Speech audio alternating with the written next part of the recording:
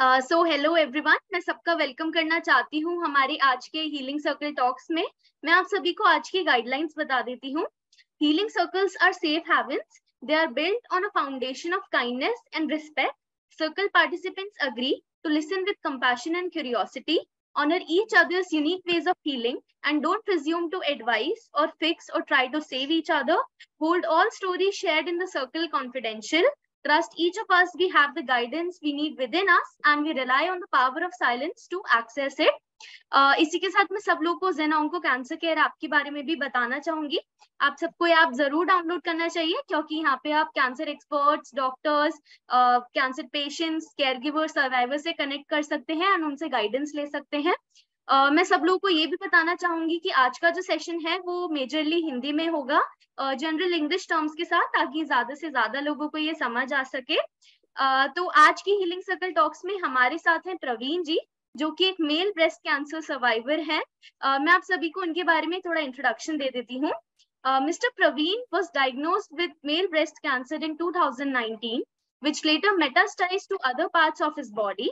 He underwent surgeries, radiation, and clinical trials, but the major changes in his lifestyle made the biggest difference. He switched to a healthy diet and regular exercise, among others, which reduced his cancer by almost 50%. His message to other cancer patients is to never lose hope, take care of themselves, and believe in their ability to fight the disease. And हम सब लोग आज ये भी जानेंगे कि प्रवीण जी ने अपनी पूरी जर्नी के दौरान क्या क्या चीजें सीखी हैं, क्या क्या एक्सपीरियंसेस गेन करे हैं। एंड वो ये भी बोलते हैं कि सबको अपने आप सबको अपने अंदर विश्वास होना चाहिए, एंड सबको अपने इमोशनल वेलबींग का भी उतना ही ख्याल रखना चाहिए जितना वो अपने फिजिकल वेलबींग का रखते हैं। तो इसी के साथ हम लोग आज का सेशन स्टार्ट करते हैं। Hello Praveen ji. Hello, Asta ji. Thank you for having me, and thanks to Deepak ji for referring me to this amazing platform. या thank you so much Praveen ji. So हम लोग स्टार्ट करते हैं। मैं सबसे पहले आपसे पूछना चाहती थी दैट आपका आपकी जर्नी कैसे स्टार्ट हुई एंड डायग्नोसिस कैसे हुआ। Definitely. तो मैं just like any IT professional, मैं भी ये फास्ट लाइफ के चक्कर में और अचीवमेंट के चक्कर में रैट रेस में दौड़ रहा था बहुत जोरों शोरों से। और I was quite successful also. मतलब उसमें मेरी बैकग्राउंड एक्चुअली एक हम्बल फैमिली से आता हूँ। महाराष्ट्र में दो फैमिली वेल नोन थी, बट फिर भी हमारे पास ऐसा कुछ एबंडेंट मनी या बहुत पैसा आया ऐसा कभी नहीं था। तो बचपन से ये था कि कुछ अचीव करना है, खुद कुछ करना है। तो एजुकेशन पे काफ़ी फोकस रहा था। मैंने मेरा बी कंप्यूटर्स एमबीए मार्केटिंग करा। उसके बाद आईटी फील्ड में चालू business, I started working. And मैंने काफ़ी कंट्रीज में घूमा, एक्सपीरियंस लिया। मुझे 8-10 कंट्रीज में काम करने का मौका मिला। उसके बाद मैंने बड़े बड़े टीम्स हैंडल किए। मेरी ग्रोथ बहुत फिनोमिनल रही थी पूरे मेरे आईटी करियर में अब तक, इवन नाउ। अभी मुझे 25 साल हो गए इसमें। But IT career, as you already know, बहुत सारे लोग यहाँ पे होंगे जो जिनका कोई ना कोई आईटी में है। तो उनकी lifestyle, late nights, untimely food, smoking, drinking, ये सारे लाइफस्टाइल थिंग्स आ जाते हैं उसमें। तो मेरे साथ भी वैसे ही हो रहा था। हमारा एक मोटो हुआ करता था, वर्क हार्ड पार्टी हार्डर करके। तो उस चक्कर में मैं पार्टी तो बहुत हार्ड करता था, पर ये भी दिमाग में था कि मुझे इसको नॉर्मलाइज करना है, जो भी मैं टॉक्सिन्स अपने बॉडी में डाल रहा हूँ स्मोकिंग या ड्रिंकिंग के वजह से या रॉन्ग हैबिट्स की वजह से। तो मैं जिमिंग भी बहुत करता था हेवीली। तो उस चक्कर में क्या हो गया था, और ये मुझे बाद में समझ में आया कि लोगों का ये जो अंडरस्टैंडिंग है कि मैं बहुत गलत आदतें रखूंगा और फिर थोड़ा एक्सरसाइज करके उसको कॉम्पेंसेट करूंगा, ये बहुत ही गलत है। ये मैंने रियलाइज किया। अगेन हर एक इंडिविजुअल अलग होता है। और फिर उस चक्कर में अराउंड 2019 में मुझे एक लंप दिखा मेरे चेस्ट पे। शेव कर रहा था तभी मिरर में देखा तो एक लंप था चेस्ट में। टिपिकली थोड़े गांठ आते रहते हैं, तो इसलिए मैंने ज़्यादा उस पर ध्यान नहीं दिया। पर वाइफ ने इंसिस्ट किया कि डॉक्टर को एक बार दिखा दो, पता नहीं क्या है। तो डॉक्टर को जब भी दिखाया तब डॉक्टर ने बताया, सेम बात बोली कि गार्ड तो आते जाते रहते हैं, आप ज़्यादा सीरियसली ना ले, और अपन एक सोनोग्राफी कर लेंगे जस्ट टू बी श्योर। तो सोनोग्राफी करने में उनको थोड़ा सस्पिशियस लगा, फिर बायोप्सी कराई और बायोप्सी में कंफर्म हो गया कि ये कैंसरस है। फिर उसके बाद पहले तो पता ही नहीं था कौन से डॉक्टर को मिलना है, ऑन्कोलॉजी मतलब क्या, सर्जिकल ऑन्कोलॉजी मतलब क्या, रेडिएशन ऑन्कोलॉजी क्या है, मेडिकल ऑन्को, ये सब कंफ्यूजन था। तो that and I am sure कि यहाँ पे जो भी कैंसर पेशेंट्स और केयर गिवर्स हैं, इनको भी ये प्रॉब्लम होता होगा या हुआ होगा। तो मैंने भी वही कंफ्यूजन में I happen to meet a friend who eventually suggested me a good surgical oncologist, जिनको मैंने दिखाया, और उन्होंने मुझे बताया कि प्रवीण ये आपका हमको सर्जिकली निकालना पड़ेगा ट्यूमर को। और उन्होंने कुछ टेस्ट करे, ER, PR, HER वगैरह, जो नॉर्मल ब्रेस्ट कैंसर में होते हैं। मेल ब्रेस्ट कैंसर ये बहुत ही it's very rare, not many patients. Also उसमें थोड़ा कंफ्यूजन होता है क्योंकि मेल्स को ब्रेस्ट ही नहीं होता है, तो टिपिकली मेल ब्रेस्ट कैंसर उसको बोलते हैं। तो मैं थोड़ा कंफ्यूज सा वो भी हो गया था कि आई वाज नेवर ओवरवेट, मैं काफी फिजिकली फिट था, तो ये ब्रेस्ट का चक्कर कहाँ से आया जबकि मुझे ब्रेस्ट ही नहीं है। तो ये भी एक कंफ्यूजन था initially. And then but eventually I realise that chest में जब ये होता है ट्यूमर, तो उसे मेल ब्रेस्ट कैंसर कहा जाता है। एंड फिर वहां से ये जर्नी शुरू हुई Aastha ji, to answer your question specifically. Right Praveen ji. So मैं पूछना चाहती थी फिर जैसे डायग्नोसिस हुआ सब, तो फिर आपने क्या क्या ट्रीटमेंट्स लिए? तो जैसे ही डायग्नोज हुआ तो ऑफ कोर्स पहले तो शॉक था कि ये मेरे को कैसे हो सकता है, मैंने क्या किया है, मैंने किसी किसी का बुरा नहीं किया, कभी कभी चाहा नहीं, मैं तो अपनी ही मस्ती में था, तो ये मेरे साथ क्यों हुआ। तो लेकिन जब ये हो गया तो फिर देन नेचुरल थिंकिंग प्रोसेस ये होती है कि मुझे एक्सपर्ट को जाके कंसल्ट करना चाहिए, और एक्सपर्ट होते हैं डॉक्टर्स, तो नेचुरली अपन डॉक्टर के पास जाते हैं। एंड डॉक्टर के पास गया मैं, डॉक्टर ने मुझे कहा कि प्रवीण ये सर्जिकली रिमूव करना पड़ेगा, और फिर उसके बाद हम आपको कुछ टेस्ट कराएंगे, जेनेटिक टेस्ट कराएंगे, देखेंगे हेरिडिटरी है नहीं है, so on। मेरी फर्स्ट केस थी मेरे फैमिली में, तो obviously there was no hereditary pattern there that, but फिर भी मैंने जेनेटिक टेस्ट कराया। वो टाइम जेनेटिक टेस्ट में कुछ रिमार्केबल ऐसे आया नहीं निकल के। तो फिर मैंने सर्जरी कराई, सर्जरी के बाद टैमॉक्सिफिन करके एक मेडिसिन है जो हार्मोनल मेडिसिन है, वो उसके ऊपर मैं था अराउंड 1 साल, तो 2019 से 2020 तक टैमॉक्सिफिन पे था। और अभी क्या हो रहा था ना मेरे साथ, जबकि मैं डॉक्टर के पास गया था, अपना यूजुअली ये प्रॉब्लम जो मैंने रियलाइज किया है कि अभी हाइंडसाइट में मुझे वो प्रॉब्लम दिखता है, but that time I also went through the same thing.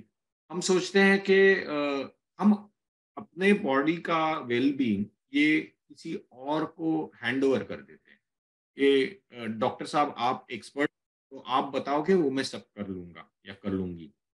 जबकि अपन खुद इन्वेस्टेड नहीं होते अपने खुद के वेलबींग में, तो डॉक्टर जैसे जैसे कहते जाता है अपन वैसे फॉलो करते हैं। तो मैं डॉक्टर के पास गया और डॉक्टर ने मुझे राइट एडवाइसेस ही दिए सारे। और मैंने उनको पूछा, बिकॉज मेरे को तो आदत थी हर रोज एक आध दूसरा ड्रिंक पीने की, तो मैं डॉक्टर को मैंने पूछा कि मैं क्या करूं, खाने पीने में क्या मेरी चेंजेस होनी चाहिए। मुझे ये एडवाइस मिली कि आप खा पी सब कुछ सकते हो, लेकिन मॉडरेशन में करना चाहिए। तो उसमें क्या हो गया ना कि मैंने I thought that food and my wellbeing is not connected, क्योंकि डॉक्टर मुझे बोल रहा है कि जो खाना है खाओ, मॉडरेशन में खाओ। तो मुझे ऐसे लगने लगा कि मैं गया हूँ डॉक्टर के पास, तो वो अभी मुझे ठीक कर देंगे। 1 साल के बाद मुझे वापस एक सिस्ट नोटिस हुआ मेरे चेस्ट पे। वापस मैं डॉक्टर के पास गया, तो उन्होंने मुझे बोला कि बायोप्सी कराते हैं, टेस्ट कराते हैं। तो एक बायोप्सी कराई और वहाँ पे रियलाइज़ हुआ कि वो वापस कैंसरस है। तो फिर डॉक्टर ने कहा कि इस बार वापस एक सर्जरी करानी होगी, देखना होगा कि ये स्प्रेड हुआ है कि नहीं लिम्फ नोड्स में। तो उन्होंने लिम्फ नोड्स निकाले, सर्जरी और एक कराई, और उसके साथ मुझे रेडिएशन थेरेपी मैंने कराई, just to be on the shoot, just to be sure के ये पूरे तरीके से बॉडी से निकल गया हो। अभी उसके बाद वापस में मेरे लाइफस्टाइल तो वैसे ही चल रही थी, मतलब मैं खाना पीना वही चल रहा था, मैंने तब तक चेंजेस नहीं करे थे। एंड जब भी 2020 में ये रिकरेंस के बाद मैंने रेडिएशन 2020 के जुलाई अगस्त टाइम फ्रेम में हुआ, और 2021 के मार्च में मुझे कोविड हो गया। हमारे सारे फैमिली को कोविड हो गया था, और उसमें ब्रेथलेसनेस, टिपिकल जो सिम्टम्स हैं कोविड के, वो शुरू हो गए। मुझे लगा कि ये ठीक हो जाएगा, और मेरा सारे सिम्टम्स तो निकल गए, बट मेरा ब्रेथलेसनेस का सिम्टम कंटिन्यूस चल ही रहा था। तो उस चक्कर में मैंने थोड़ा इग्नोर किया उसको, अपने आई बेयर इट, मतलब खुद के आंग पे लिया, और वो चलते रहा। 1 महीने के बाद अराउंड मार्च टाइम फ्रेम तक इतना कॉम्प्लिकेटेड हो गया था कि मैं ब्रीद ही नहीं कर पा रहा था। मैं 4-5 स्टेप्स भी चलूं तो मुझे ब्रेथलेसनेस बहुत हो जाती थी। तो मैं डॉक्टर के पास गया, तो उन्होंने मुझे बताया कि तुम्हारा राइट लंग कोलैप्स हो गया है प्रवीण, तुमको इमीडिएटली एडमिट करना पड़ेगा। और मुझे इमरजेंसी में एडमिट कराया गया। उन्होंने जब टेस्ट किया तो प्लूरल एफ्यूजन कहते हैं उसको, बेसिकली पानी भर गया था राइट प्लूरा में, और उन्होंने 3.5 लीटर फ्लूइड वहां से ड्रेन किया मल्टीपल कोरासिंथेसिस सेशंस में। और उसमें मैं काफी बारी फेंट भी हो गया था, तो इट वाज, मतलब काफी बिल्टअप था फ्लूइड का। उन्होंने वो फ्लूइड फिर भेजा फॉर एनालिसिस, और उनको समझा कि उसमें काफी कैंसर के सेल्स हैं वो, तो उन्होंने फिर मेरे सीटी स्कैन्स करे, पेट स्कैन करे, एंड उनको रियलाइज हुआ कि मेरा अभी जो बॉडी में कैंसर का प्रेजेंस है वो काफी इंक्रीज हो गया था, मेटासाइज हो गया था। वो मेरे थोरैक्स में, ईसोफेगस में, लिम्फ नोड्स में और बोन्स में स्प्रेड हो चुका था। और वो इतना सीवियर था कि हम लोग सब डर गए। डॉक्टर को पूछा तो डॉक्टर ने बोला कि ये अभी this is stage 4 and it is pretty much, the prognosis for this is very bleak. 3 से 6 महीने मेरे को बोला गया था मेरे फैमिली मेंबर्स को कि looking at the progression of the disease, ये 3 से 6 महीने के मेहमान हैं ऐसे टाइप्स। तो वो टाइम जब मुझे ये बात समझ में आई, मतलब जान के पहले तो काफी डिजेक्टेड हुआ, रोने लगा, समझ में नहीं आया, हेल्पलेस फील किया। फिर सोचा नहीं नहीं, मेरे बच्चों का क्या होगा, वाइफ का क्या होगा, पेरेंट्स का क्या होगा।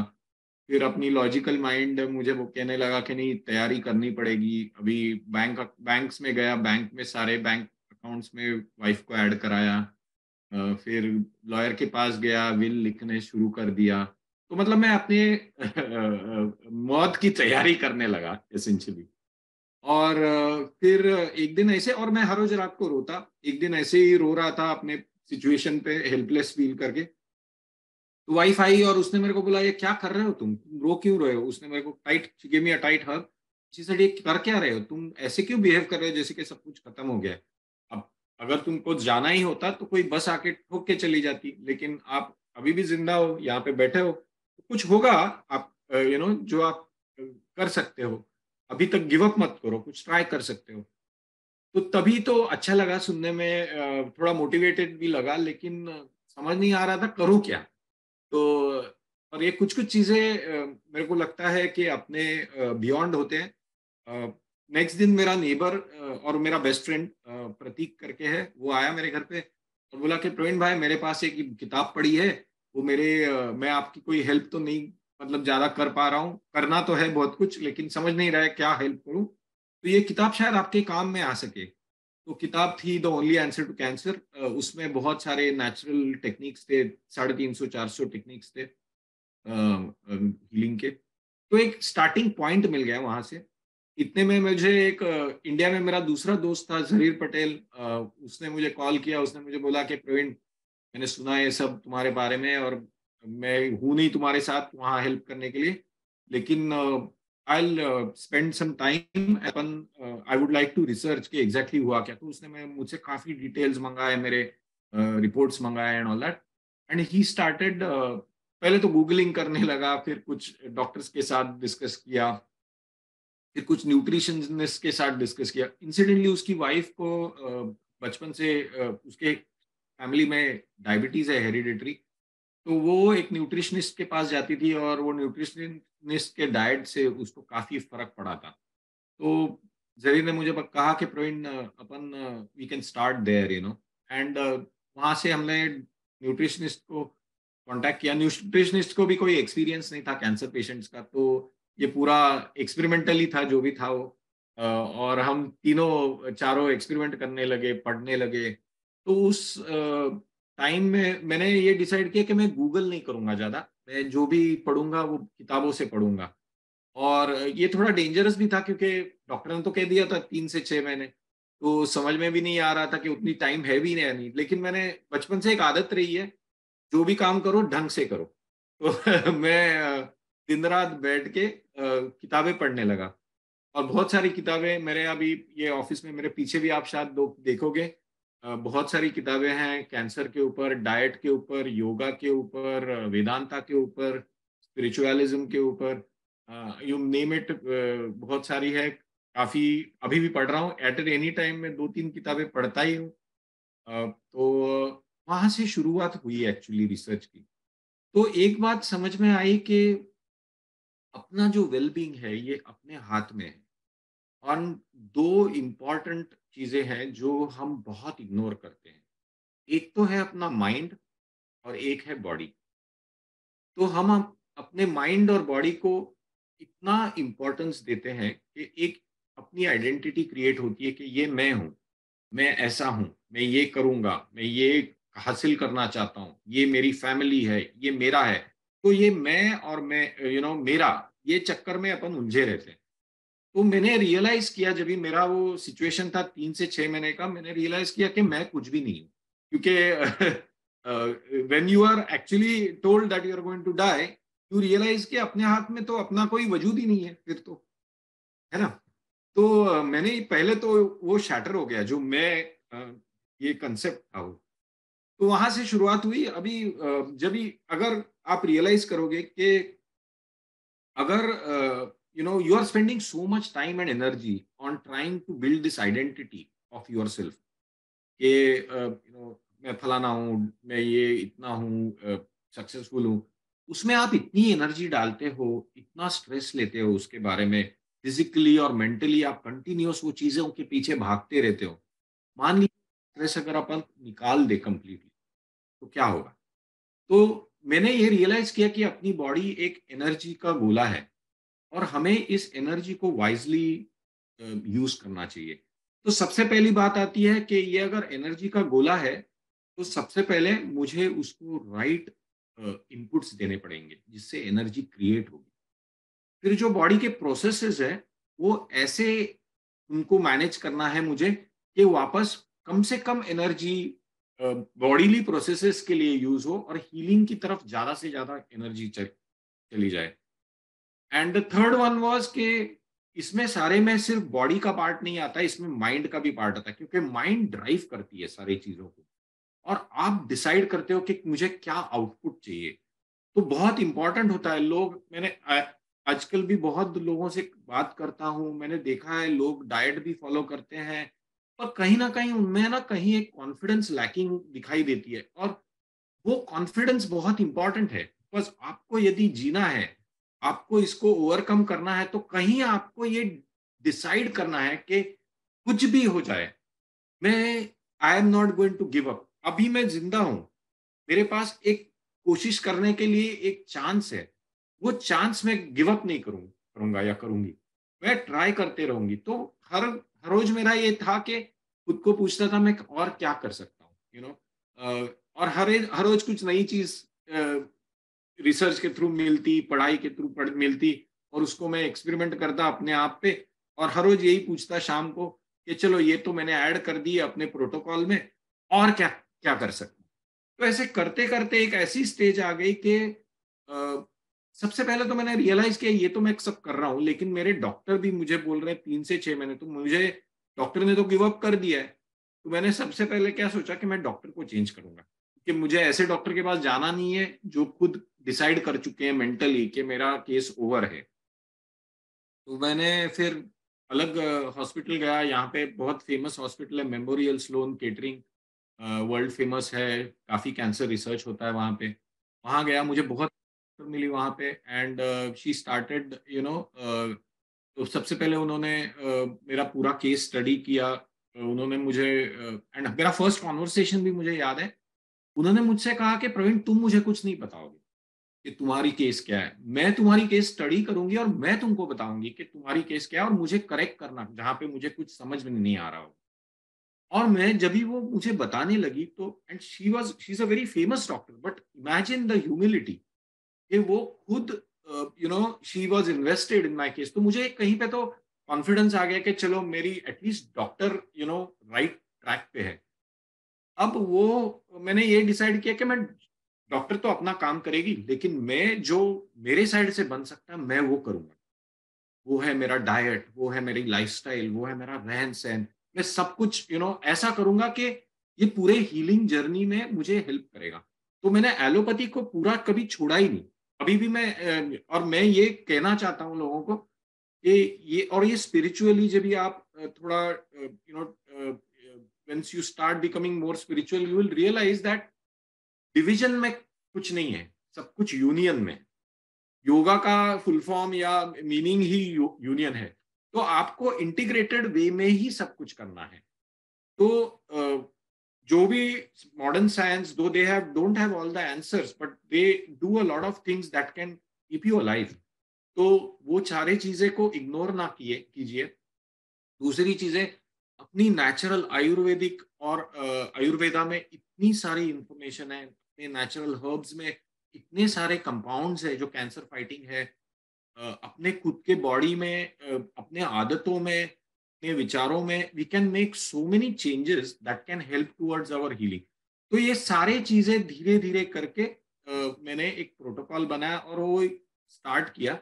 अभी यही टाइम पे क्या हो गया कि डॉक्टर ने मुझे कहा कि प्रवीण, वैसे तो अपने पास ज्यादा ऑप्शन है नहीं, क्योंकि तुम्हारा इतना स्प्रेड हो चुका है कि कुछ ज्यादा हो नहीं सकता है इसमें, लेकिन एट द सेम टाइम कुछ क्लिनिकल ट्रायल्स चल रहे हैं, तो तुम्हें एनरोल करना है क्या? तो मैंने कहा कि कोई बात नहीं, अभी मेरे पास ऑप्शन भी कहाँ था। मैंने बोला कोई बात नहीं, आप कर दीजिए एनरोल। तो उन्होंने मुझे कहा कि टू एनरोल इन दैट, क्या बोलते हैं उसको, क्लिनिकल ट्रायल, आपको है ना कंप्लीटली मेडिकेशन बंद करना पड़ेगा। अब ये मेरे लिए बड़ी बात थी, क्योंकि एक डॉक्टर कह रहा था 3 से 6 महीने ही बचे हैं, दूसरी डॉक्टर कह रही है कि सारा मेडिकेशन बंद कर दो। तो फिर मेरा क्या होगा, ये टेंशन था। फिर मैंने सोचा वैसे भी ऑप्शन तो है नहीं, और दूसरी बात ये भी थी कि मैं ऑलरेडी कुछ चीजें खुद से कर रहा था, डाइट मैंने शुरू कर दिया था। तो मेरा थोड़ा थॉट प्रोसेस था कि 1 लाख साल पहले शेर क्या खाना खाता था? मांस खाता था। तो आज क्या खा रहा है? आज भी वही खा रहा है। 1 लाख साल पहले हिरण क्या खाता था? घास, झाड़ झाड़ पत्ते। आज भी वही खा रहा है। तो हम इंसान क्या खाते थे और आज क्या खा रहे हैं? तो मैंने देखा उसमें काफी जमीन आसमान का फर्क है। हम इवन 50 साल पहले क्या खा रहे थे या 20 साल पहले क्या खा रहे थे और आज क्या खा रहे हैं, उसमें भी जमीन आसमान का फर्क है, आप देखोगे तो फिर मैंने सोचा मेरी बॉडी डिजाइंड है क्या? इतनी इवोल्यूशन तो होती है बॉडी की, लेकिन इतनी फास्ट इवोल्यूशन होती है? तो मेरे को ये तो क्लियर हो गया कि मेरे बॉडी में इनपुट्स जो है डाइटरी, वो तो गलत जा ही रहे हैं। तो मेरे को सबसे पहले वो चेंज करने पड़ेंगे। तो मैंने ये सोचने लगा कि फिर मैं कौन से इनपुट डालूं। तो मेरे पास कोई इनिशियली तो कोई डेटा नहीं था। तो मैंने क्या किया, मैंने सिर्फ इतना ही पता था कि क्रूसीफरस वेजिटेबल्स काफी हेल्प करते हैं। तो मैंने सोचा चलो क्रूसीफरस वेजिटेबल्स अगर हेल्पफुल है तो मैं सारे क्रूसीफरस वेजिटेबल्स खाऊंगा। तो पहले दूसरे दिन नेचुरल खाने में, रॉ खाने में कोशिश किया, लेकिन रॉ खाया नहीं जा रहा था, बहुत चबाना पड़ता है, डाइजेस्ट ही नहीं हो रहा है। फिर मुझे मेरे दादाजी की याद आई। दादाजी मेरे 102 साल तक जिए थे और पूरे हेल्दी थे, मतलब उनको तो चश्मा भी नहीं था एंड तक। तो उन्होंने, मैंने देखता था वो उबले हुए सब्जियां खाते थे। तो मुझे वहां से आइडिया आई कि चलो उबले हुए सब्जियां खा सकते हैं। तो मैं कुकर में 1-2 सीटी देता था ये क्रूसीफरस वेजिटेबल, ऊपर से नमक डालता था। अभी और एक थॉट प्रोसेस था कि ये नमक जो अपन खाते हैं ये सारा केमिकल होता है, उसमें प्रोसेस्ड होता है, तो ऐसा कौन सा नमक है जो नेचुरल होगा? तो पिंक सॉल्ट या सेंधा नमक जो है, सी सॉल्ट, वो मैंने चालू किया, और ये उबले हुए सब्जियां, और बस एक साइड पे डॉक्टर ने सारे मेडिसिन बंद कर दिए हैं, क्योंकि उनको क्लिनिकल ट्रायल में बेसलाइन करना होता है कि कैंसर का प्रोग्रेशन रेट क्या है, कितने जोरों से ये फैल रहा है, वो देखने के लिए वो 5 हफ्ते का टाइम देते हैं, जहाँ पे आपको सारा मेडिकेशन बंद करना है। एक बिफोर पेट स्कैन लेते हैं और एक आफ्टर पेट स्कैन लेते हैं, और देखते हैं कि प्रोग्रेशन का रेट क्या है।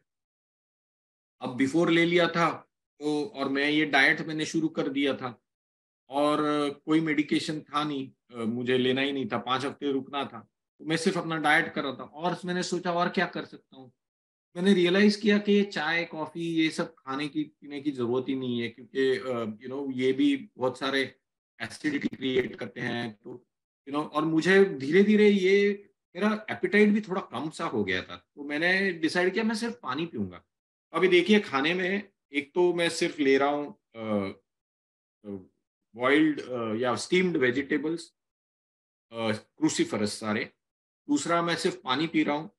और तीसरा, मैंने ये सोच कहीं पे तो वो बुक में पढ़ रहा था, ओनली आंसर टू कैंसर में, कि ऑक्सीजन जितना ज़्यादा आपके बॉडी को मिले, उसमें कैंसर सेल्स सर्वाइव नहीं करते। वो उसमें बुक में लिखा था ऑक्सीजन सिलेंडर्स लेके आओ, हाइपरबेरिक चेंबर्स में बैठो। मैंने बोला ये सब फारफेच्ड है, फिर सोचने लगा, तो मेरे को वापस दादाजी की, कहीं ना कहीं वो दादाजी हमेशा याद आते थे, वो प्राणायाम करते थे बहुत सारा।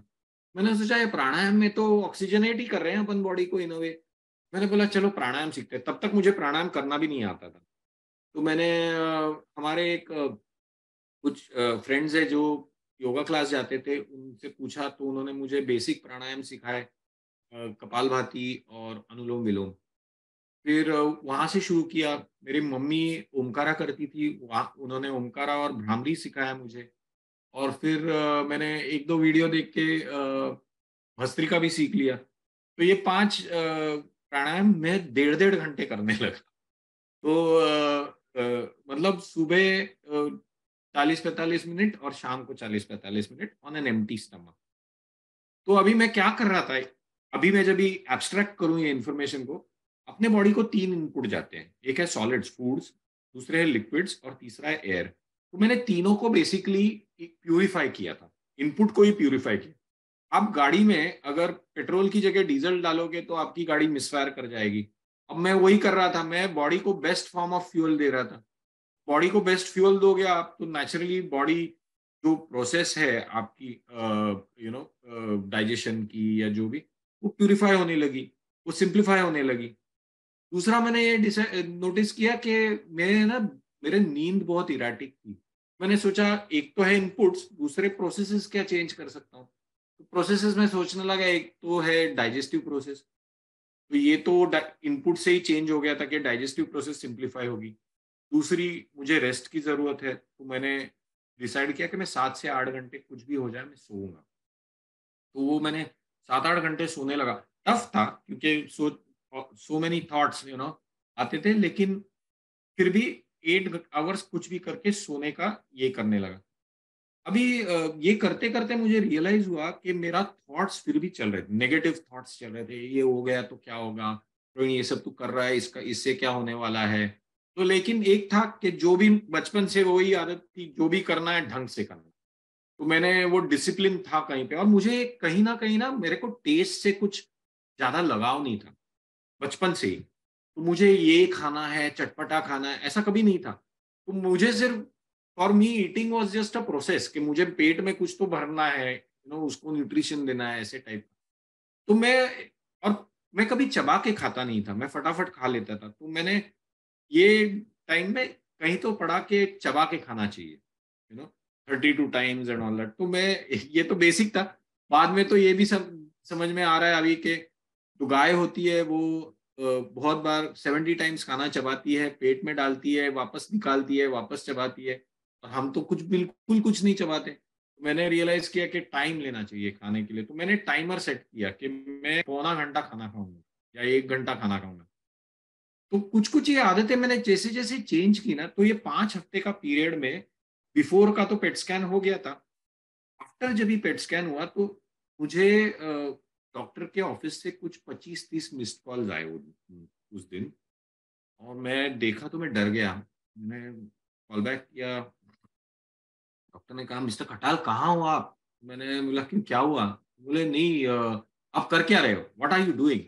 तो मैंने बोला क्यों, why are you asking me this, I got scared. तो उन्होंने बोला नहीं, तुम्हारे कैंसर ट्यूमर्स ये 50% से कम हो गए। एंड तो मैंने सोचने लगा, मैं तो दवाई भी नहीं ले रहा हूँ, तो 50% कम कैसे हुए? तो तब मुझे समझा कहीं न कहीं मैं ये जो कर रहा हूँ सब, मेरा प्रोटोकॉल, लाइफ़स्टाइल चेंजेज़, ये मुझे कहीं हेल्प कर रहे हैं। तो मैंने ये डिसाइड किया कि फर्स्ट 50% में अगर ये हुआ है, तो मान लो अभी मेरा तो मेडिसिन भी शुरू हो जाएगा और मैं इसके साथ और क्या कर सकता हूँ? तो ऐसे करते-करते ये जर्नी शुरू हुई मेरी वहाँ से। तो मेरे क्लिनिकल ट्रायल ड्रग्स शुरू हुए, उसके साथ-साथ मैंने धीरे-धीरे ये प्राणायाम करते रहा तो मेरा बॉडी का एनर्जी लेवल्स बढ़ने लगे। पहले तो मैं चल भी नहीं पा रहा था, अभी धीरे-धीरे ऐसे होने लगा कि मेरे पहले तो लंग में वो प्लूरल एफ्यूजन, वो पानी भरना ही बंद हो गया। तो वो सिर्फ पहले बार जब टैप किया था उसके बाद पानी भरने ही नहीं लगा, बिकॉज़ ये नेचुरल सारे चीज़ें कर रहा था। और जो था रेसिडुअल पानी 250 एमएल, वो भी बॉडी ने एब्सॉर्ब कर लिया over a period of time. And then मेरे एनर्जी लेवल्स काफ़ी हाई रहने लगे, बिकॉज़ मैंने खाना ही ऐसे दे रहा था जिसमें डाइजेशन में ज़्यादा टाइम ही नहीं लगता था। सिम्प्लिफाइड खाना था ये। तो एनर्जी लेवल्स बढ़ने लगे तो मैं डॉक्टर को पूछने लगा कि हर रोज़ ये अपने आप से भी पूछता था, मैं और क्या करूँ? मैंने रियलाइज़ किया मैं कुछ एक्सरसाइज़ नहीं कर। तो डॉक्टर को पूछा, मैं वॉक कर सकता हूँ? तो बोले हाँ, ठीक है, वॉक कर लो। मैं वॉक से शुरू किया और पहले तो थोड़ा-थोड़ा वॉक करता था, 500 मीटर, 1 आध किलोमीटर, फिर धीरे-धीरे इंक्रीज़ किया तो 7-8 किलोमीटर चलने लगा। फिर एक टाइम ऐसे आया कि मेरे को लगा कि मैं ब्रिस्क वॉकिंग कर सकता हूँ। तो मैं फ़ास्ट अपना टाइम करने लगा खुद को कि अच्छा, मैं अगर 10 मिनट लगते हैं मुझे 1 किलोमीटर के लिए, अभी मुझे 9 में करना है या साढ़े 9 में करना है। ऐसे करते-करते फिर एक टाइम आ गया कि मैं थोड़ा-सा दौड़ भी सकता। तो मैं थोड़ा जॉगिंग करने लगा। फिर एक टाइम ऐसे आ गया कि मैंने डॉक्टर को पूछा कि मैं प्रॉपर जॉगिंग करूँ क्या? तो उसने बोला थोड़ा करो, ज़्यादा हेवी मत करो।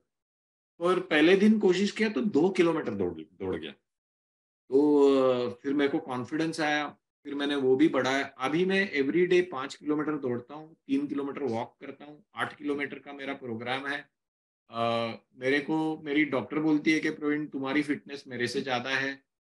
मेरे को पूरी रिसर्च टीम जो है, क्लिनिकल ट्रायल रिसर्च टीम, वो मुझे कहते हैं कि आपकी जो रीडिंग्स है वो आपकी H1BC, आपके लिपिड प्रोफाइल्स, आपके सब कुछ मतलब नॉर्मल बंदे से भी बेटर है।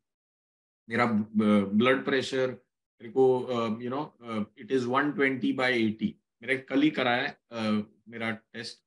सारे तो एवरीथिंग इज कंप्लीटली नॉर्मल। मेरे ट्यूमर कंप्लीटली डिसअपियर हो गए टू द पॉइंट वेयर वो पेट स्कैन, सीटी स्कैन पे दिखते नहीं है अभी। मेरे ट्यूमर मार्कर सारे नॉर्मल आ चुके हैं।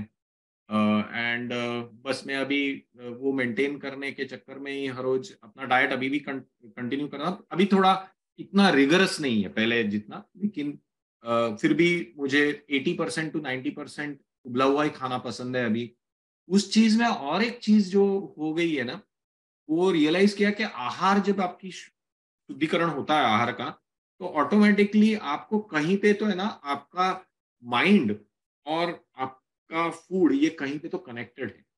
तो जैसे-जैसे you start purifying your food, your mental well-being also changes, positive हो जाती है कहीं पे तो। और ये फिर उसके बाद मैंने हर रोज़ वही सवाल पूछता था और क्या कर सकता हूँ? तो फिर मैंने रियलाइज़ किया कि मेरी बॉडी की फ्लेक्सिबिलिटी इंक्रीज़ कर सकता हूँ, तो मैंने योगा शुरू किया। मेरे को बचपन में मेरे दादाजी ने सूर्य नमस्कार सिखाया था। उन दिनों जब भी मैं ये खुद के साथ एक्सपेरिमेंट्स कर रहा था, मैं 1-2 से ज़्यादा कर नहीं पाता था। धीरे-धीरे बढ़ा के मैं एक टाइम तक ऑलमोस्ट 30-40 सूर्य नमस्कार करने लगा था। फिर मुझे कहीं पे तो ऐसा हो गया था कि मैं इतने सारी चीज़ें कर रहा था कि मुझे टाइम नहीं मिल रहा था और कुछ करने के लिए। पूरा दिन ही उसमें चला जाता। फिर मैंने कहीं तो कट डाउन किया, तो फिर रियलाइज़ किया कि 10-15 करूँगा। वो मुझे लगता है ऑप्टिमल है। हर रोज अगर आप 10 से 12 सूर्य नमस्कार कर पाएँ तो बहुत बढ़िया है। प्राणायाम आपने आधा घंटा किया, बहुत बढ़िया है।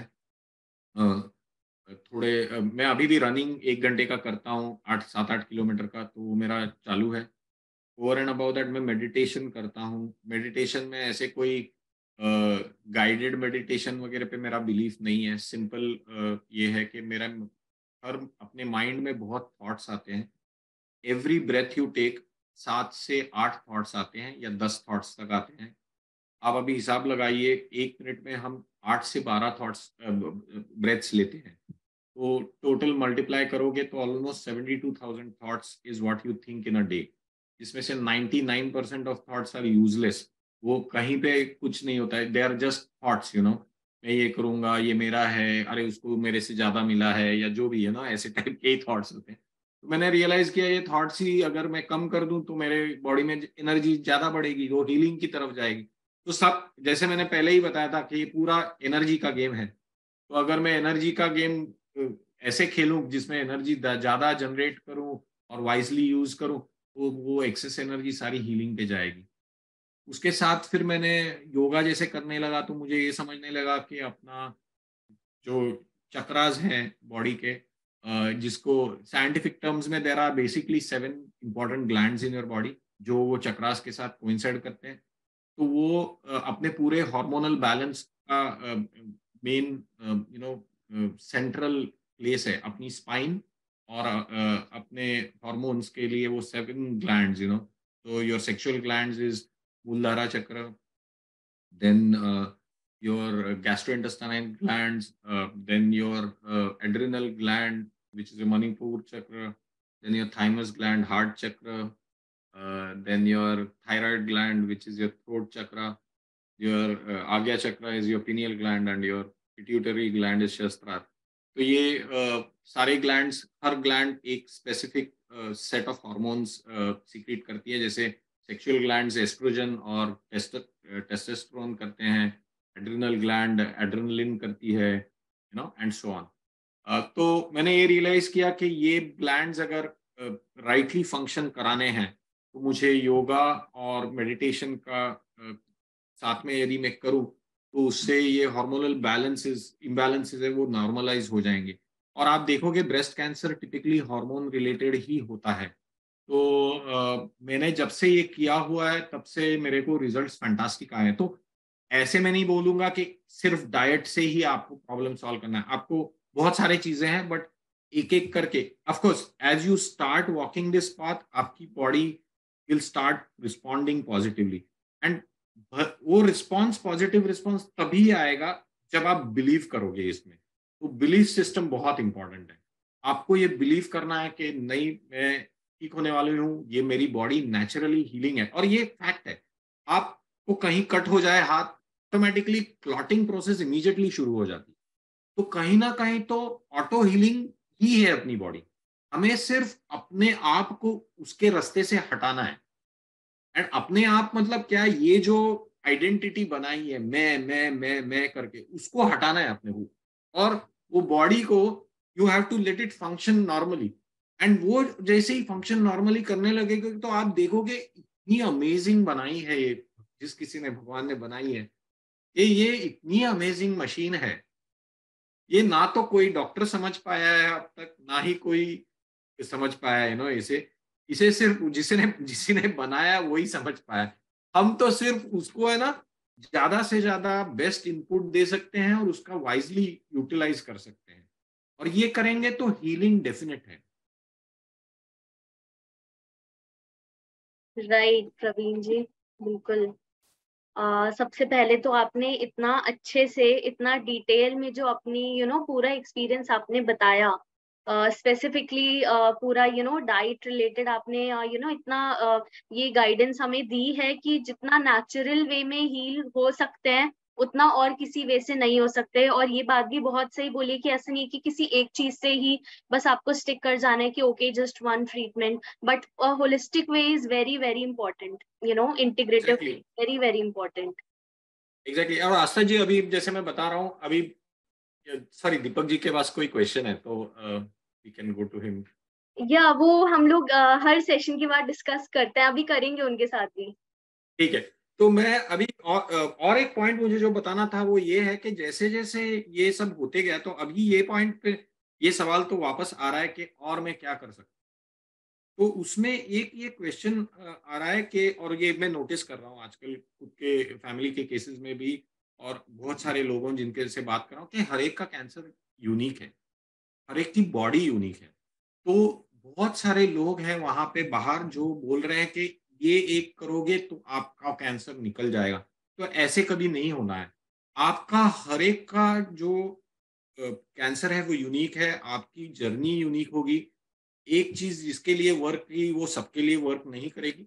लेकिन अब तक जो प्यूरिफिकेशन की जो बात की है वो तो डेफिनेटली होनी ही चाहिए, वो तो एक फाउंडेशनल है।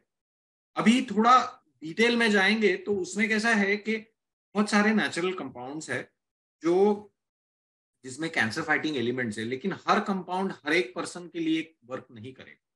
तो हर एक के कैंसर सेल्स पे वर्क नहीं करेगा। तो कौन से सेल्स है और कौन से कंपाउंड्स वर्क करेंगे, इसके लिए कुछ स्पेशलाइज्ड टेस्ट हैं अवेलेबल।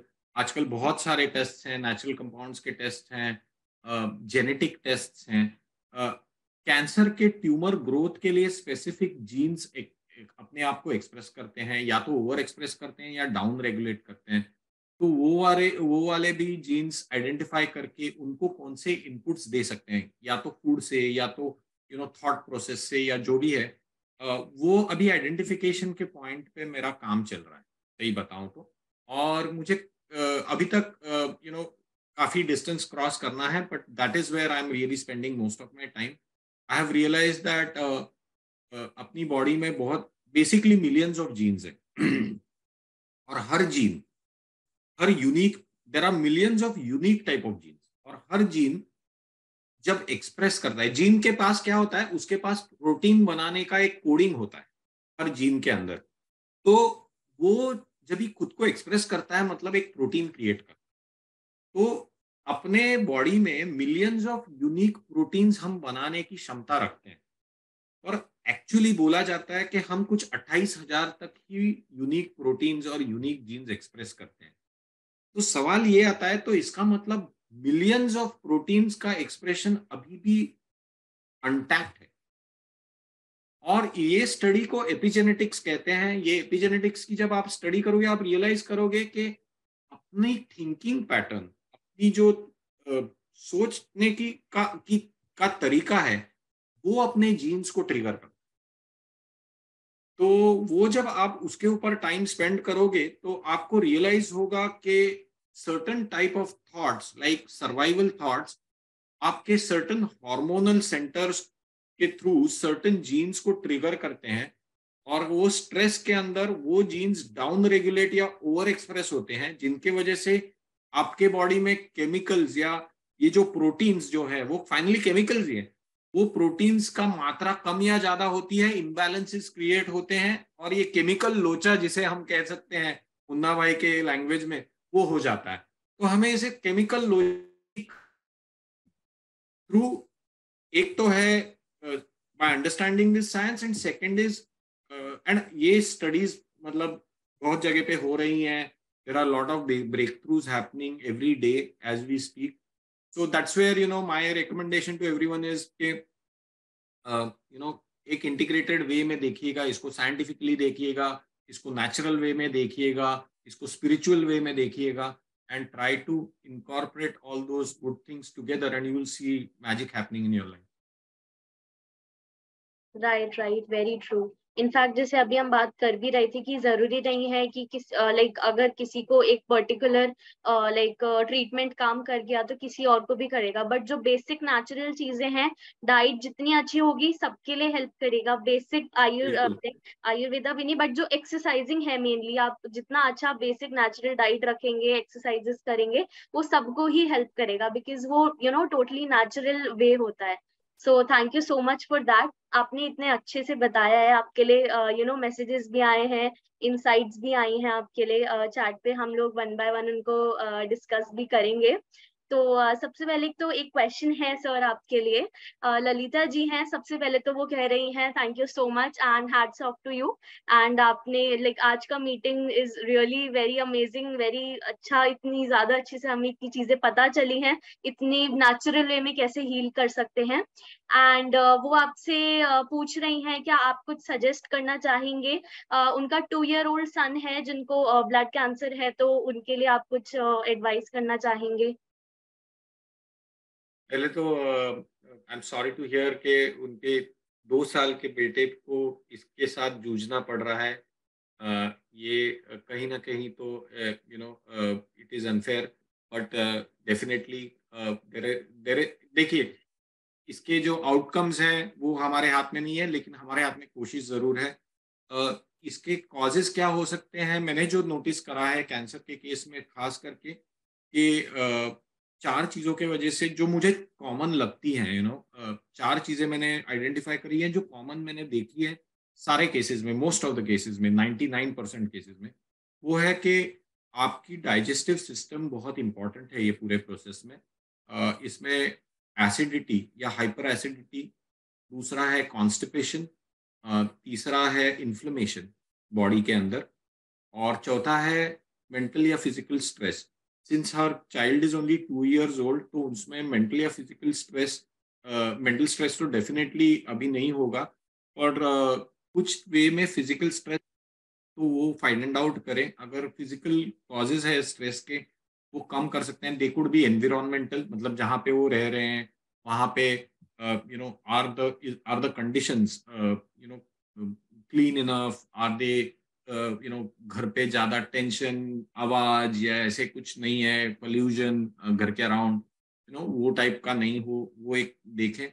दूसरी बात, बच्चे को जो खाना खाना खिला रहे हैं वो जितना हो सके उतना नेचुरल हो, वो कहीं पे it should not be processed food and all that.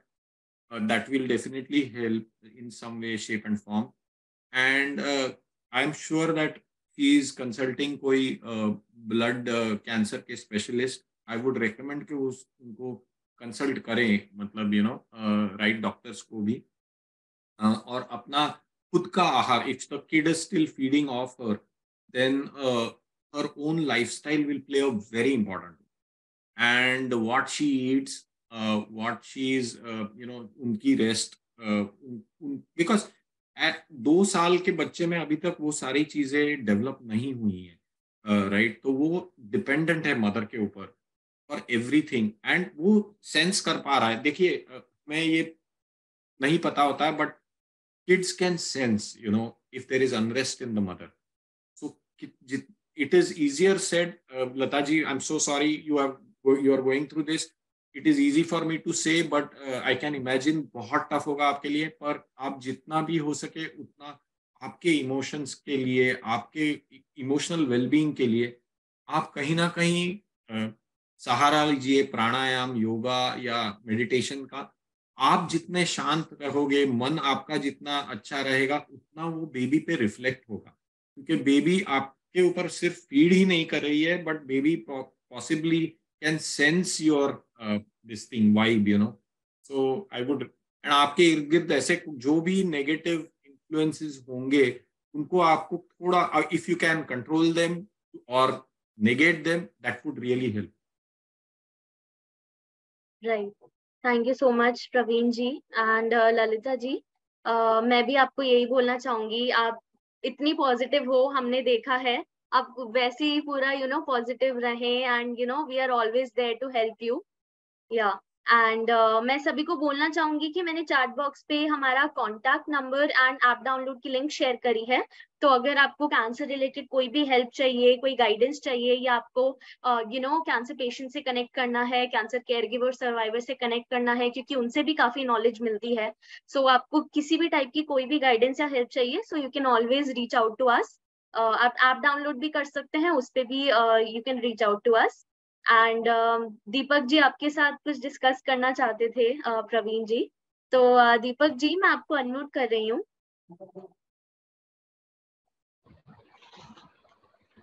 Hello Praveen ji. Hello Deepak ji. हम लोग जुड़े हुए ही है पहले। बिल्कुल बिल्कुल।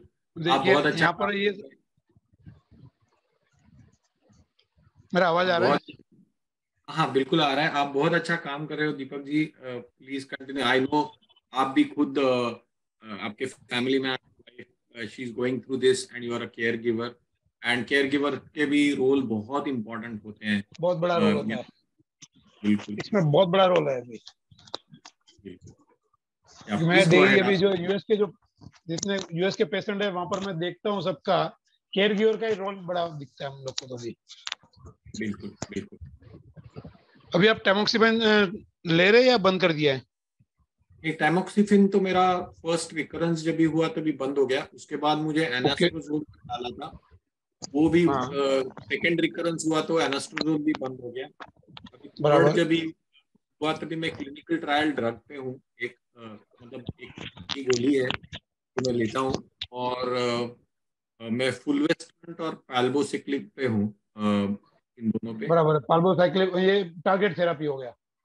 बराबर और ये जो फुल वेस्टेंट है वो लेट्रोजोल का नेक्स्ट वर्जन है। बराबर। तो अभी जो आपको मासेट क्लिनिकल ट्रायल में टेबलेट दे रहे हो उसका नाम क्या है? उसका नाम अभी तक बाहर नहीं आया है। उसका कोड नेम है GDC 0077। तो आपको okay, GDC 007 they are giving you. या सो बेटर है। आपको अभी वहाँ क्लिनिकल ट्रायल चल रही है, इंडिया में आ चुकी है ऑलरेडी। Very nice. तो मतलब आपने चेक करवाएगा पीआई के 3C है, सॉरी और वो पीआई के 3C आपका पॉजिटिव होगा। सॉरी, मुझे सुनाई नहीं दिया आप क्या बोल रहे हैं। एक होता है हमारे अंदर में हार्मोन्स, हमारे एक है पीआई के 3C है, वो आपका पॉजिटिव आ रहा है। बिल्कुल उसके बिल्कुल। जगह आपको हाँ, पिक 3 पिक है। थ्री, बराबर। PIK3CA नाम का जो जीन म्यूटेशन है वो हाँ, मेरा पॉजिटिव है। इसकी वजह से ये स्पेसिफिक दे रहा है। उसके लिए ही आपको ये दिया जा रहा है। बिल्कुल बिल्कुल बिल्कुल। परफेक्ट।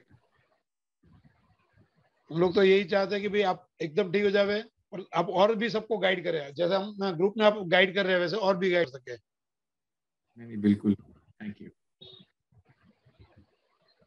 आस्था जी, हम लोग ऐसे मैं बोलता हूँ ना, और भी ग्रुप है हमारे, ऐसे तो बहुत ग्रुप है, और मैं बहुत जगह पर जुड़ा हुआ हूँ। राइट राइट, बहुत हेल्पफुल है। अंजू जी ने भी हाथ की खड़ा करा हुआ है। यस, अंजू जी अंजू जी आप को तो भी खास बताइए नहीं, इसके अंजू लिए। जी को खास लेना है। मैं वही बोलने ही जा रहा था कि अंजू जी को खास ले लो पहले ग्रुप में, इसमें डिस्कशन में। ओ अच्छा बिल्कुल। अच्छा, अंजू जी मैं आपको हाँ, अनम्यूट करती हूँ। Hello Hello, Anju good ji. evening. Good evening, everybody. Hello Anju ji. Hello Anju ji. Hello, and special good evening to Praveen ji and Deepak ji. मैं इनसे बहुत टाइम से जुड़ी हुई हूँ. They are lovely person. और भगवान ऐसे लोगों को कम बनाता है और धरती पे भेजता है. दीपक जी, प्रवीण जी नहीं नहीं, इतना थैंक यू। हेल्प करते हैं, घंटों घंटों हेल्प करते हैं ये पेशेंट्स को. अभी मेरा IV विटामिन C चल रहा है, इसलिए मैं लेटी हुई हूँ. अच्छा। अच्छा Praveen ji, just wanted to ask, जैसे अपन कई बार सोचते हैं कि diet, exercise, meditation and everything, all this supplements, इन सबको फॉलो करें, लेकिन जैसे कि कुछ कैंसर्स ऐसे हैं, in my case I have to take some medicines, otherwise it won't be, I mean get into control. I can't stop any of the medicines. Absolutely, and you shouldn't also Anju ji. Medicine तो ये जैसे बताया पहले, ये integrated वे में ही अपने को करना पड़ेगा। एक साइड पे अगर कंप्लीटली जाएंगे तो there is a chance that क्योंकि ये देखिए, आप सिर्फ आयुर्वेदिक को भी देखोगे ना तो ये बहुत टारगेटेड नहीं है अभी राइट नाउ। आपको एक कुछ हर्ब्स दिए जाएंगे, वो हर्ब्स का बेसिस क्या होगा? How if you ask the Ayurvedic और हर्बल स्पेशलिस्ट कि आप कौन से बेसिस पे ये दे रहे हो, तो वो they should be able to explain it to us. तो मैंने जो देखा है वो काफी बारी जेनरिक मेडिकेशन हो जाता है। उनके जो गोलियां या चूर्ण होते हैं वो काफी जेनरिक हो जाते हैं काफी कैंसर्स के लिए, इसलिए वो काफी में चल भी जाते हैं कुछ जगह पे, और कुछ जगह पे चलते नहीं है। तो इसलिए मॉडर्न मेडिसिन को पूरा छोड़ना ये गलत मेरे हिसाब से होगा, क्योंकि वहाँ पे टेस्ट बेस्ड होता है, you know what is going on in your body, and based on that certain medications are given, and of course herbal or natural things can support it, so both have to be done. So Anju ji is right, absolutely. And one more thing, Praveen ji, you are as you are basically based in US, I just wanted to ask, there is one RGCC test going on in India, and some other countries are also following it. So if you can inquire whether any of the oncologists are following in this thing US. There are a lot of oncologists which follow this test in the US. सबसे पहले ये test काफी powerful test है. ये Greece में से originate हुई है. ये कैंसर ट्यूमर जो जीन्स है वो काफी डिटेल में इसकी स्टडी करते हैं. खास करके कोलोन कैंसर के लिए बहुत ही इफेक्टिव फाइंड आउट हुई है. ये ब्रेस्ट कैंसर पेशेंट्स के भी ऊपर काफी इफेक्टिव हो रही है. ये 3 उसमें वो टेस्ट जो coming to her question, Anju ji question is, US में FDA अप्रूव्ड है नहीं ये test, but at the same time बहुत सारे प्रैक्टिशनर्स हैं जो इसको रेकमेंड कर रहे हैं टेस्ट को. एक किताब है जो ये इसका नाम है कैंसर फ्री करके. ये एक काफी फेमस बुक है, जेनी HR बैकर ने लिखी हुई है. इसमें RGCC, इसमें सारे टेस्ट दिए हुए हैं जो आप कैंसर पेशेंट्स ने करते रहने चाहिए और करने भी चाहिए to identify and to continuously monitor themselves. इसमें RGCC का डिटेल में वर्णन किया हुआ है what this test does, and basically ये टेस्ट आपको बताता है कि कौन से कीमो वो क्या करते हैं. ये टेस्ट में ब्लड ड्रॉ करते हैं, और again I am not advertising RGCC by any way, I am just want to let people know कि ये एक टूल है आपके पास जो आप इनकॉर्पोरेट कर सकते हो. बेसिकली ब्लड ड्रॉ होता है पेशेंट का, वो ब्लड जाता है ग्रीस में, वो का एनालिसिस होता है, उसमें circulating tumour cells find out होते हैं, और फिर जो भी कीमो एजेंट्स हैं अभी एल्किलेटिंग एजेंट्स, वो कैंसर सेल्स पे वो लोग अप्लाई करके देखते हैं, एंड दे टेल यू कि आपके कौन से कीमोथेरेपिक मेडिकेशन या ट्रीटमेंट्स आपके लिए वर्क करेंगे या नहीं करेंगे. So that is one part of the test. The second part of the test tells you कि आपके कौन से ट्यूमर जीन्स हैं वो ओवर रेगुलेट कर रहे हैं या डाउन रेगुलेट कर रहे हैं, ओवर एक्सप्रेस या डाउन रेगुलेट कर रहे हैं. और तीसरा पार्ट है कौन से नेचुरल सब्सटेंसेस आपके बॉडी के लिए अच्छे रहेंगे ड्यूरिंग. तो ये तीनों चीजों का मिश्रण है. ये टेस्ट बहुत पावरफुल टेस्ट है. अनफॉर्चुनेटली ये टेस्ट बहुत एक्सपेंसिव है. तो I don't know how affordable. हाँ, 3 लाख लेते हैं इंडिया में एक टेस्ट के लिए. वंस एक बार करनी पड़ती है ये test, and then ongoing basis उनके कुछ और भी टेस्ट हैं जो दे आर आई थिंक 60 या 80 हज़ार के हैं जो ऑनगोइंग बेसिस पे करते रहने. बट वन टाइम का ये 3 lakhs का शायद कॉस्ट है. 3 या उससे कम है थोड़ा, 275 या something like that. Thank you.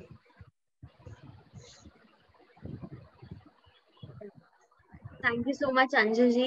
I hope, I hope that आपकी queries solve हो गई हो.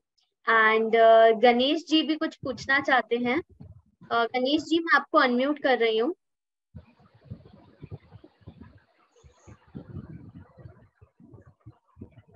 Hello.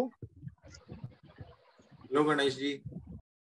First of all Praveen ji, thank you. आपने काफी अच्छे तरीके से आप जो इन्फॉर्मेशन बताई है, सब बेसिक चीजें हैं, मतलब जो सब चीज सबको पता है, लेकिन उसकी क्या है ना, बहुत बार क्या होता है ना, चीजें पता होती है लेकिन वो इम्प्लीमेंट नहीं होती है. बिल्कुल.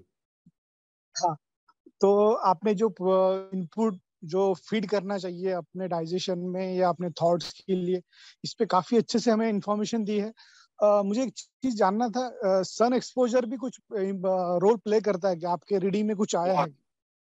बहुत and sorry I forgot to mention this. आपने बहुत ऐसे छोटी बहुत सारी चीजें शायद मैंने कवर नहीं की हैं क्योंकि 1 ही घंटा था अपने पास, इसमें थोड़ा फास्ट गया. But sun is very important. Minimum 12 minute sun में बैठने का मैंने खुद का संकल्प किया था। तो मैं हर रोज मिनिमम 12 मिनट, और उससे ज्यादा आप जितना बैठ सकते हो उतना बेटर। अर्ली मॉर्निंग सन बहुत अच्छा है। दूसरी और भी कुछ चीजें हैं, जब सन में आप बैठते हो, यदि आप आपके पैर नंगे पैर बैठ सकते हो और आप गार्डन में बैठ सकते हो ग्रास में पैर डाल के, या नेचुरल सॉइल में पैर डाल के, तो that will be much more powerful. Earthing भी होती है, तो दैट इज अनदर कंसेप्ट। तीसरी कंसेप्ट ये भी है जो मैंने मिस आउट करी थी कि जैसे मैंने बताया 4 चीजें बहुत कॉमन है कैंसर पेशेंट में, जितने लोगों से मैंने बात करी है, कि acidity is one of the main ones. तो वहां से शुरुआत होती है चीजों की। तो अल्कलाइन फूड्स बहुत इंपॉर्टेंट है एसिडिटी को न्यूट्रलाइज करने में। लेकिन आई वुड कॉशन कि बहुत ज्यादा अल्कलाइन भी नहीं खाना चाहिए, क्योंकि दैट में एक्चुअली डिस्टर्ब योर डाइजेशन। तो उसका राइट बैलेंस करना भी बहुत इंपॉर्टेंट है। बट इनिशियली अल्कलाइजिंग फूड, क्योंकि eight the end of the day आप कीमोथेरेपी ड्रग्स भी देखोगे ना, तो वो अल्कलेटिंग एजेंट्स ही हैं एट द एंड। अल्कलेटिंग एजेंट जैसे कार्बोक्लेटिन है, सिस्प्लेटिन है, या जो भी है, तो they are alkylating agent, so they are just synthetic in nature. Now imagine, why do you want to pump synthetic stuff chemical in your body? तो वो आप वो तो कर ही रहे हो, बट उसके साथ आप अगर नेचुरल वे में अल्कलाइजिंग फूड दोगे, तो that will only help overall process. But Ganesh ji, your sun is very important, vitamin D. Right right. और प्रवीण जी, आपने जो बात की कि आपने जो डाइट मेंटेन किया, जिसमें आपने बॉइल्ड वेजिटेबल्स, इनका काफी मतलब इम्पोर्टेंस आपने रखा, तो मैकेनिज्म ऑफ एक्शन, मतलब जहाँ मैंने पढ़ा था कि कैंसरस और जो नॉर्मल सेल है, इन दोनों में डिफरेंशिएट अगर किया जाए, तो कैंसर सेल को मेमोरी नहीं है, अगर उसको फूड नहीं मिला ना, तो इट गेटिंग डाई इटसेल्फ। तो आपने जो बोला ना, आपका जो पेट स्कैन पहले हुआ, फिर एक सेकंड जो हुआ प्री पोस्ट, और आपने जो डाइट प्ले किया, तो मुझे लगता है कि वो कैंसरस जो सेल्स है, उनको जो मेमोरी नहीं होती है फूड ना मिलने से, तब वो डिस्ट्रॉय हो जाती है। ये बात तो सही, हाँ, ये बात मैंने भी पढ़ी। तो गणेश जी, और एक चीज मैंने नहीं बताई यहाँ पे और कवर नहीं की, जो मैं रेगुलरली करता हूँ, वो है फास्टिंग। मिनिमम 16 आवर्स फास्टिंग, और काफी बार मैंने मतलब 36 आवर्स गया हूँ, 24 आवर्स रेगुलरली करता हूँ, 1 मील अ डे जिसको बोलते हैं। 16 to 20 आवर्स तो रेगुलरली करता हूँ। तो फास्टिंग से जो आप बोल रहे हो वो होता है कि क्या होता है कि आप जैसे ही कुछ खाना खाते हो, at the end of the day that gets converted into sugar in your body, and that becomes the input for these cancer cells and even the normal cells. अभी क्या होता है, यदि खाना ही कम कर देते हो और उसको ऐसा खाना दे रहे हो जो उबला हुआ वेजिटेबल्स है, कार्बोहाइड्रेट कंटेंट ही बहुत कम है, फाइबर ज्यादा है, तो उसके वजह से आप शुगर का कंटेंट बॉडी में कम डाल रहे हो। वो शुगर का कंटेंट जैसे ही कम होता है, कैंसर सेल्स को शुगर कम मिलने की वजह से उनका खुराक काइंड ऑफ कम हो जाता है। अपने जो नॉर्मल सेल्स हैं वो they can survive without sugar also, क्योंकि अपनी बॉडी है वो कीटोसिस प्रोसेस में जाती है कुछ घंटों के बाद, पे सर्वाइव करती है। फिनिश हो जाते हैं तो ऑटोफेजी में जाती है, जहाँ पे good cells start eating the bad cells of the body. So in fact, fasting actually has a very powerful effect on cancer healing.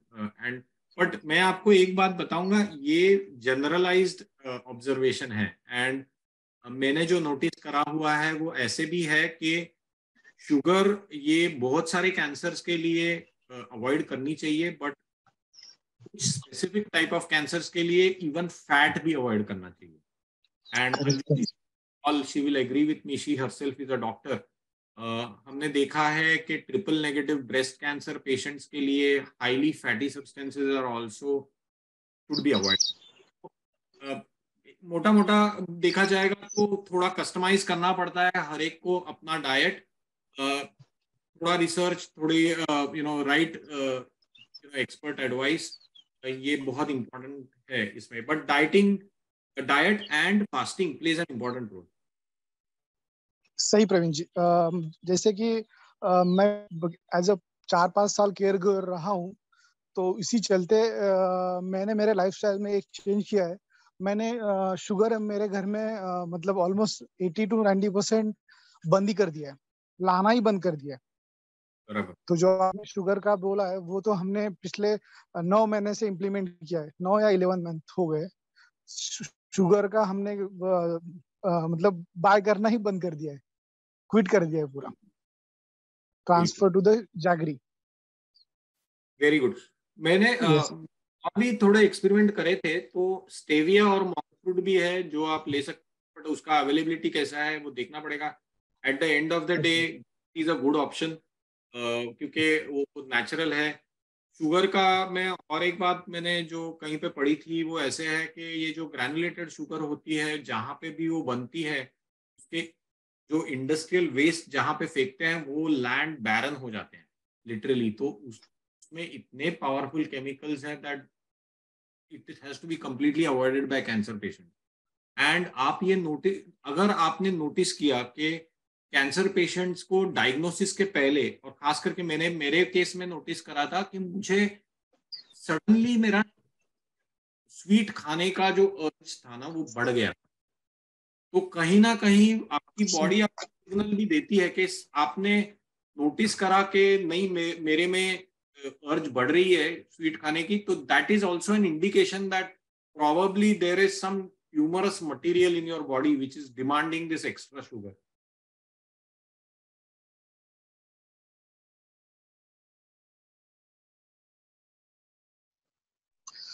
Thank you Praveen ji. आपने आज एक्चुअली मैं 15 मिनट लेट ज्वाइन हुआ, आपने काफी अच्छे से जो इन्फॉर्मेशन आज दी है वो काफी हेल्पफुल रहेगी हमारे लिए।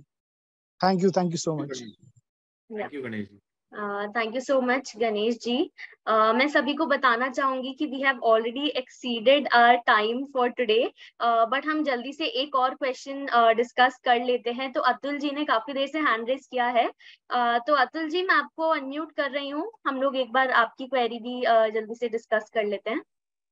ओके, नमस्ते प्रवीण जी। आपने बहुत अच्छे से अपना एक्सप्लेन कराया journey. I am also 3 time cancer survivor.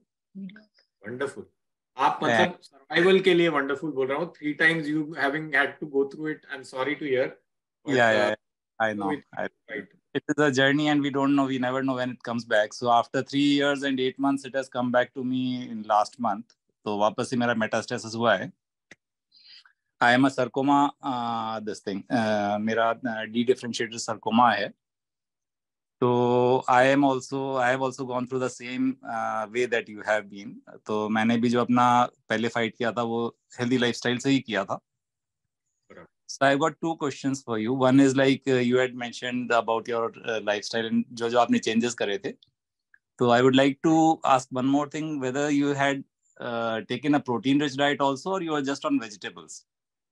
Yeah, I had taken a protein-rich diet, and उस protein-rich diet में मैंने मेरे फैट का कंटेंट और प्रोटीन का बढ़ाया था। मैंने कार्ब एकदम कम किया था। मैंने कीटो डाइट पे गया था मैं।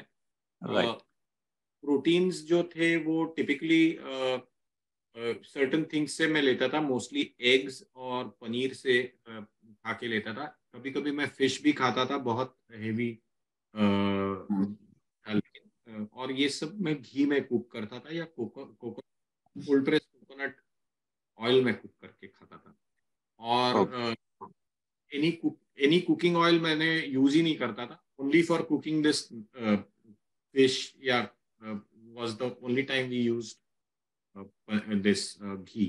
Otherwise, boiled egg mein again there is no cooking involved, and paneer also is something that I used to again, but it is not easy to get the right milk first of all, and then making the paneer and then consuming. It's a long process, but yeah, I did have a lot of high protein during that, but I didn't take any protein supplements. That is something I will not recommend. Basically, आपको जो भी factory से आ रहा है वो आपको avoid करना है। Right. Okay. The other question is, जो आपकी लाइफस्टाइल है अभी या जैसे आप मेंटेन कर रहे हैं, तो for the benefit of everyone who is there on this call, अगर आप जरा सा ब्रीफ कर सकें कि what is your lifestyle like from getting up in the morning, what time do you get up until what time you sleep. That is one thing. The other thing is, what I felt in my case, मेरे case में मेरे को लगता है कि 3 साल 8 महीने बाद जो वापस आया, it is not because of my eating this thing. जो input कर रहे हैं वो तो अपन सही कर रहे हैं, energy बराबर consume कर रहे हैं, but I think it is more of a stress level that brings it back, you know. So I want to know from you. Yeah, it is somewhat related to Atulji, I suspect it is related to a fear within you that it will come back. One. Second is it is dependent on the mental activity that is happening. तो कहीं पे तो आप address करनी पड़ेगी, कहीं पे एक फियर है कि ये वापस आ जाएगा, और वो फियर तो रहता ही है, मैं आपको बताता हूँ, लेकिन आपको वो फियर को ट्रांसेंड करना है। आपको खुद को देखिए, अपने माइंड को है ना, कहीं ना कहीं तो subconscious mind is a slave mind, उसको कुछ समझ में नहीं आता कि सही क्या है गलत क्या है, आप जो भी बोलोगे वो मान लेगा। Right. तो उसको कन्विंस करना है कि मैं ठीक हो रहा हूँ, ये वापस आएगा ही नहीं, और आ गया तो भी मेरे में क्षमता है how to fix it, but ये आएगा ही नहीं, मुझे पता है मैं सही कर रहा हूँ। तो ये कहीं ना कहीं आपको खुद को बताते रहना पड़ता है। एंड जैसे वो मूवी था 3 इडियट्स, उसमें ऑल इज वेल कहते थे ना, वो उसने एक्सप्लेन, तो वही कंसेप्ट है कि your subconscious mind doesn't understand what is real and what is not real. So you have to keep convincing yourself, your subconscious mind, that it won't come back and you are already healed. एक वो part है. Second part मैं आपको जो first question है वो मैं आपको बताता हूँ. And sorry if I cut you short. आपको और भी कुछ? I know what you are saying. मैं follow भी करता हूँ. Every time I go for the test, I was like very sure that 3 years and 8 months are done, and I will be okay. 5 years I will cross, and then I will be like, I know that was okay. But I wanted to know from you is how do you manage your work and life balance now after going through this journey? Because ऐसा तो है नहीं कि आप काम नहीं करते होंगे या कैसे करते हैं, मतलब how do you deal with the stress? Because meditation भी अपन करते हैं, प्राणायाम करते हैं, योगा करते हैं, we do all these things, right? But despite of all these things, if it comes back, then I just want to know from your perspective, like how do you balance your life right now, balancing the stress? Yeah, that is the most important. First thing ना, जो I think मैंने initially बताया था, मैं वापस बताऊंगा, ये बहुत इंपॉर्टेंट है. ईगो चीज है ना, ये सब प्रॉब्लम क्रिएट कर रही है. क्या ये सबसे पहले अपने को डिफाइन करना पड़ेगा. ईगो मतलब an identity. I am not saying ego is bad. What I am saying is an identity. बचपन से लेके अब तक अपन ने ऐसे अलग अलग आइडेंटिटीज के लेयर्स ने ऊपर चढ़ाते गए हैं, तो उसमें ये अभी इतना सबकॉन्शियस माइंड को ये समझ गया है कि आप ये मुझे ये चीज में एक्सेल करना. For example, if you are saying that I am XYZ position पे हूँ मैं ऑफिस में, और मुझे ये काम ढंग से करना है, तो कैसा होता है कि अपन एक बेंचमार्क सेट किए क्वालिटी का कि मेरा काम ऐसा होना चाहिए. अब बिकॉज अपने को कैंसर से अपन जूझ रहे, तो हमको लगता है कहीं ना कहीं कि मैं अपना बेस्ट दे नहीं पा रहा हूँ. तो उसमें क्या होता है ना, आपका स्ट्रगल आपके ईगो के साथ है, वो काम के स्ट्रेस के साथ नहीं है, ईगो के साथ है. Your ego is telling you are not good enough, and you are trying to convince, no, I have to do better, so that really it is the identity. आपने एक benchmark set किया mentally, and now you are trying to please that benchmark, and all your bodily functions, mental functions are in pleasing that identity that you have formed. So my first point to everyone is, if you are fighting a deadly disease like cancer ना, you have to understand that. and मेरे case में वो inadvertently हुआ था कि मैं currently I am a partner in IBM. मैं पहले भी काफी सीनियर पोजीशंस में रहा हूँ, पर जब मुझे डॉक्टर ने कहा कि 3 से 6 महीने ही रहे तुम्हारे पास, मैंने रियलाइज किया कि मेरा वजूद क्या है. What am I really? I am nothing. तो फिर ये आइडेंटिटीज क्रिएट करके रखे हैं, मैं फलाना कंपनी का पार्टनर हूँ, मैं फलाना ये हूँ, मैं फलाना वो, मैं ऐसे ही करूंगा, मुझे यही एक्सेप्टेबल है. ये सब मायने ही नहीं रखता. सबसे पहले ना मैंने ये डिसाइड करा अतुल जी कि मेरे को I am going to simplify. मेरे एक्सपेक्टेशंस खुद से ज्यादा है ही नहीं है. तो और जब ये कहना बहुत सिंपल है, लेकिन because day to day transactional life में ऐसे मौके आते हैं जब वापस आपका ईगो रिसरेक्ट होगा, बट आपको खुद को कहीं पे तो कॉन्शियस रहना पड़ता है, और वो कॉन्शियसनेस ये मेडिटेटिव प्रैक्टिसेस, योगिक प्रैक्टिसेस से आपको हेल्प करते हैं. तो it helps you be aware that this is your ego and this is making you do these things. So that will come through the practice of meditation, and that awareness is very important on throughout your day. Right. So what now every day is, I'll tell you my routine. I typically get up very early in the morning. I try to get up at 4:30, which never happens every day. But at the most by 6 o'clock, I have to be out running. So that is the first activity that I do. 1 घंटे का run करने में सबसे पहले body पूरा refresh हो जाती है, माइंड रिफ्रेश हो जाता है, एंड कहीं पे तो एक एनर्जाइज्ड फीलिंग आ जाती है कि मुझे कुछ करना है अभी दिन में. वो होने के बाद मैं घर पे आके सबसे पहले स्नान करता हूँ. उसके बाद मैं सूर्य क्रिया करता हूँ. सूर्य क्रिया करने के बाद मेरे कुछ मंत्र हैं जो मैं पढ़ता हूँ. उसके बाद मैं सूर्य नमस्कार करता हूँ. सूर्य नमस्कार कर फिर मैं मेरे प्राणायाम करता हूँ, और वो प्राणायाम में अराउंड 40-45 मिनट्स करता हूँ. ये टोटल कार्यक्रम 6 बजे से 8:30 बजे तक चलता है. उसके बाद मैं अपने काम की दुकान खोलता हूँ. I work from home most of the time, but that is the time when I work में भी I realise that whatever I am doing ना, उसमें अपना biggest problem is we are always being programmed since childhood to be outcome oriented.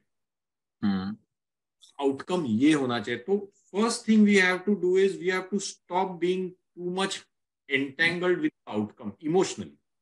You have to only focus on कि मेरे को ये काम करना है और बेस्ट एबिलिटी में करना है, जितना बन सके उतना करना है, बट दैट्स इट. आउटकम मेरे हाथ में है नहीं.